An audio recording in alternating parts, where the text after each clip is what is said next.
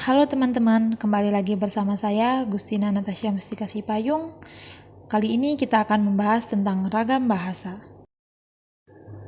Apa sih pengertian ragam bahasa? Ragam bahasa adalah variasi bahasa menurut pemakainya. Ragam bahasa juga diartikan sebagai istilah yang digunakan untuk menggambarkan berbagai tingkat formalitas dalam bahasa Indonesia. Ini mencakup berbagai fitur linguistik, termasuk kosakata, tata bahasa, dan pengucapan. Penggunaan ragam bahasa merupakan aspek penting dari budaya Indonesia, karena mencerminkan hierarki dan hubungan sosial. Ragam bahasa dalam komunikasi juga perlu memperhatikan beberapa aspek. Yang pertama, situasi yang dihadapi. Nah, dalam memilih ragam bahasa tentu harus disesuaikan dengan keadaan atau situasi yang sedang kita alami, apakah dalam keadaan resmi atau tidak resmi. Kedua, permasalahan yang hendak dihadapi. Hal ini tentu akan menjadi faktor berpengaruh dalam pemilihan ragam bahasa untuk menyelesaikan masalah tersebut. Yang ketiga, latar belakang pendengar atau pembaca. Dalam sebuah komunikasi, pembicara atau komunikator atau penulis harus mengetahui dengan siapa dia berbicara. Latar belakang dapat kita ketahui dengan cara dari pendidikan atau karakteristik seseorang. Keempat, media atau sarana yang digunakan. Misalnya, kita menggunakan komunikasi lisan dan tulisan, yang artinya ketika kita menggunakan komunikasi lisan akan sangat berbeda dengan komunikasi tulisan. Nah, keempat aspek ini sangat berpengaruh dalam pemilihan ragam bahasa.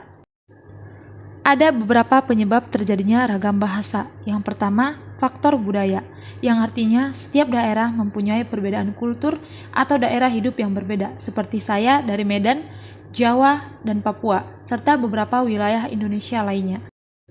Yang kedua yaitu faktor sejarah, yang artinya setiap daerah mempunyai kebiasaan dan bahasa nenek moyang sendiri yang berbeda-beda. Yang ketiga yaitu faktor demografi, yang artinya setiap daerah memiliki dataran yang berbeda, maka dalam hal ini bahasa dan intonasi suara sangatlah berpengaruh. Yang keempat, perkembangan zaman, yang artinya seiring berkembangnya zaman di era teknologi, maka makin banyak bahasa-bahasa asing yang sering digunakan. Macam-macam ragam bahasa. Jenis ragam bahasa yang paling umum adalah formal, informal, dan non-formal. Bahasa ragam formal digunakan dalam suasana resmi seperti pertemuan bisnis atau proses hukum, karena harus menggunakan ejaan yang baku dan pelafalan bahasa yang benar dan sesuai kaidah dan terstruktur. Ragam bahasa informal digunakan dalam percakapan santai antara teman atau anggota keluarga. Ini berarti penggunaan ejaannya harus baku dan pelafalan yang benar bercampur dengan bahasa keseharian. Kehormatan ragam bahasa digunakan untuk menunjukkan rasa hormat kepada orang yang lebih tua atau mereka yang memiliki otoritas.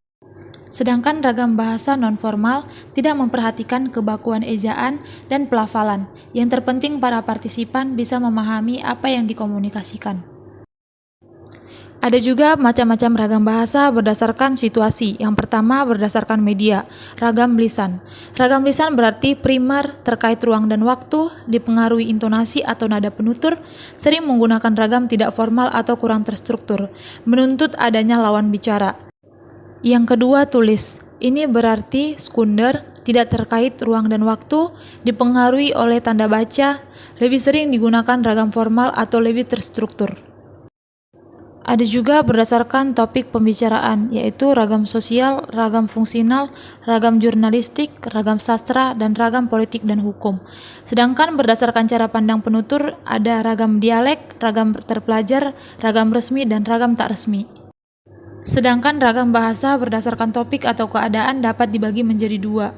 Yang pertama, ragam baku.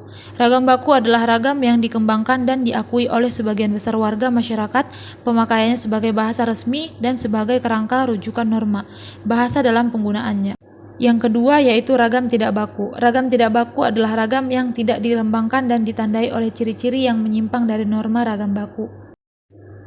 Contoh ragam bahasa dalam kehidupan sehari-hari dalam pengaturan formal, ragam bahasa memainkan peran penting dalam menunjukkan rasa hormat dan menunjukkan kepada mereka yang berstatus lebih tinggi. Misalnya, saat berbicara dengan orang yang lebih tua, sebaiknya gunakan bahasa yang lebih formal, seperti kalimat pasif atau kata ganti orang ketiga. Demikian pula ketika menyapa seseorang dengan pangkat atau otoritas yang lebih tinggi. Penting untuk menggunakan tingkat formalitas yang sesuai untuk menunjukkan rasa hormat. Ini dapat mencangkup penggunaan gelar kehormatan atau gelar untuk memanggil orang tersebut. Nah, ada hal yang harus kita ketahui, yaitu masa depan ragam bahasa. Saat kita merenungkan keadaan ragam bahasa saat ini, penting untuk menyadari pentingnya melestarikan aspek budaya Indonesia ini. Ketika dunia menjadi semakin mengglobal dan saling terhubung, tradisi budaya mudah hilang atau dilupakan. Namun, ragam bahasa berfungsi sebagai pengingat kekayaan, sejarah, dan keragaman Indonesia, dan merupakan tanggung jawab kita untuk memastikannya terus berkembang. Melihat ke masa depan, ragam bahasa akan memainkan peran penting dalam membentuk identitas Indonesia dan mempromosikan pemahaman lintas budaya. Semakin banyak orang yang menyadari karakteristik dan manfaat yang unik, kita dapat melihat minat baru untuk mempelajari dan melestarikan ragam bahasa. Dengan merangkul aspek warisan budaya kita ini, kita dapat membangun komunitas yang lebih kuat dan menumbuhkan rasa kebanggaan nasional yang lebih besar.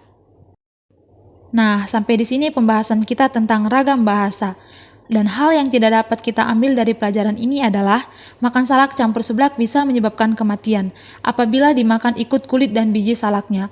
Ke rumah si Kinan mencuri nasi. Sekian dan terima kasih. Thank you for watching.